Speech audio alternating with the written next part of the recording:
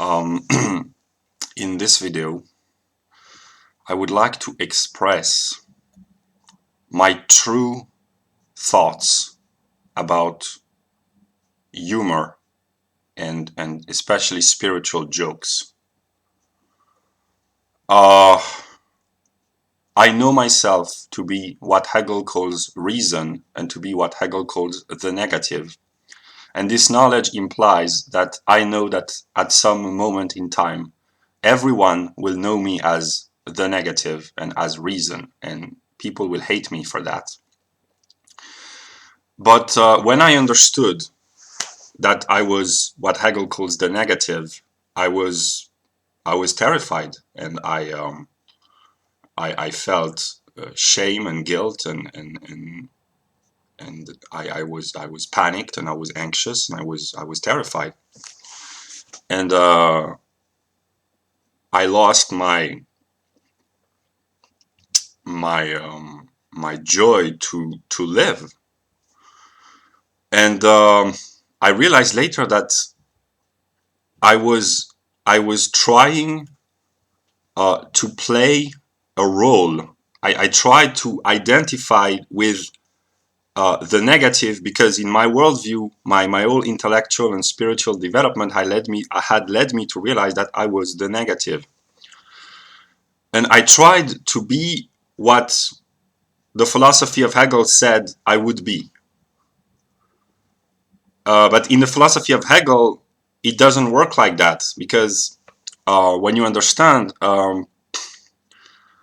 it's only by trying to stop being the negative that you really become the negative. That's very dialectically complex, but I understand in a broad sense. And I also realized that I could not be free if I tried to play a role, including the role of the negative. I can only liberate myself as a mind, as a spirit, to liberate myself from the bondages and the limitations of my earthly existence by being true to myself. And I know that spirit is very serious, but I also know that spirit is also comical, and that dialectics, which is the whole movement of reality and of mind and of nature and of human activity, is dialectical. And dialectics is this mixture of seriousness and humor. I have encountered many dialectical jokes on my intellectual developments, which were very tasteless, very dark humor sometimes, and disgusting jokes, but they were jokes nonetheless. And I must be honest with me, and I know that in my intellectual and spiritual development, there will be moments which I will hate, where I will no longer have the strength, nor the will, nor the to make spiritual jokes, because I will be completely broken, and I will be tormented, and I will lose the will to live. I know that it will happen, but by trying to anticipate this moment as something to be rejected, and by clouding myself in a false sense of drama, I cannot liberate myself. So I must be true to myself, and I must acknowledge that as long as I can, while perfectly knowing that there comes a moment where I will no longer be able to, but as of now I still can, as long as I can make spiritual jokes, I will make spiritual jokes, which are the best jokes. And let me take an example.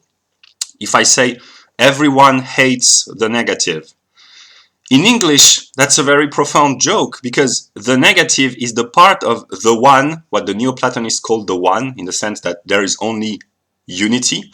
And the negative is the movement which brings about the division of the one, and the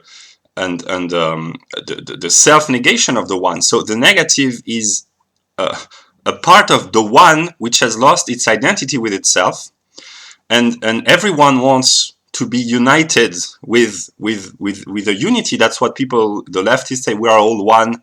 It's a vague remnants of Neoplatonic idealism. So this joke doesn't. This joke works only in English to say everyone hates the negative, because the negative is the part of the one which hates itself and which hates being itself. So that's a very profound joke which only works in English. So one day I know that spiritual people will understand this joke.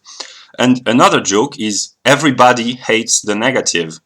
Everybody, it also works only in English. In other languages it doesn't work like that. And the negative is precisely the moment that the body hates, because it's painful and it's suffering and the body hates it. So, but the mind must find the strength to love what the body hates. So when we say everybody hates the negative in Hegel's philosophy, that's a very profoundly speculative and very spiritual joke. And I know that someday many people will understand this joke, and they will laugh at me, because and I will have to find the strength to forgive them for having laughed at me, because deep down I know that it's a very speculative, very comical joke. And when they will laugh at me because of this joke, I will be in a position where I will say, I hate you for making fun of me, but deep down I will know that actually I love being made fun of, because in truth I am beyond my body. I am a spiritual entity, and I must find the strength to laugh at speculative and spiritual jokes, because they are the best moments of existence. Without spiritual humor, existence would be a terrible mistake. And the Jews, they suffer a lot, and that's why they are so comical. Jewish humor is when one understands the depth and the speculative value of Jewish humor, the Jews are the most comical people on the planet. And another remark about spiritual humor. The way I understand things, I know that Hegel and Nietzsche constitute what apparently in English is called a double act, what with my limited vocabulary I would call a comical partnership, that in the highest spheres of philosophical understanding, when one understands that Hegel and Nietzsche are two aspects of the same philosophy, that they are Hegel is to Nietzsche what in the Nietzschean philosophy Apollo is to Dionysus. And Hegel says that the opposites must be one. So in one another's philosophy, both contain the other within their own philosophy. And when one understands the depth of the spiritual exchanges above time, beyond time, between Hegel and Nietzsche, and the reciprocal unity of their philosophy and their philosophical system, it's so brilliant and so comical that I cannot help but laugh. And one day, the greatest gift that I could make to mankind, and hopefully I will be able to make this gift to at least some people. I think about Slavoj Zizek, because if Slavoj Zizek could understand some of the spiritual jokes between Hegel and Nietzsche, he would laugh. He would die. He would die of laughter. Maybe it would be so funny that his heart would stop beating, and he would reach heaven. And sorry. What I wanted to say is that humor, spiritual jokes, is a gift from God in order to enable us to sustain the hardships and the dramas and the tragedy of existence. So those who say God is too serious to enable us to laugh and to have comical moments with God.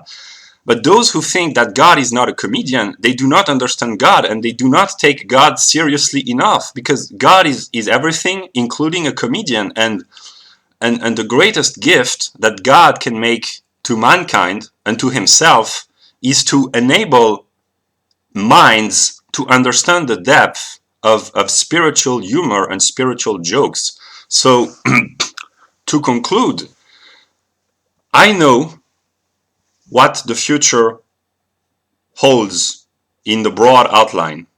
And I know that I will soon, I don't know, many weeks, months, I don't know, be in a position where I will not have the strength and the courage and the will and the capability to laugh, because I will be so broken that I will be broken. But as long as I have the strength to laugh at my own suffering, and that's the because humor is a way to dissolve away, to wash away the pain and the suffering that one encounters. And that's why the funniest people are those who suffer the most, because it's a dialectical way of transcending the suffering. And Nietzsche was so comical because he suffered so much. And as long as I have the strength, I will make spiritual jokes and I will laugh at spiritual jokes. I will not make fun of anyone but myself, but because in truth, there is no one but myself, because the other is a mirror of me. Yeah. But yeah, so I will make spiritual jokes as long as I can. And that's what I wanted to say, that salvation may be, I don't know, but there may be salvation in humor, and hopefully there is, because otherwise we are in deep trouble. But yeah.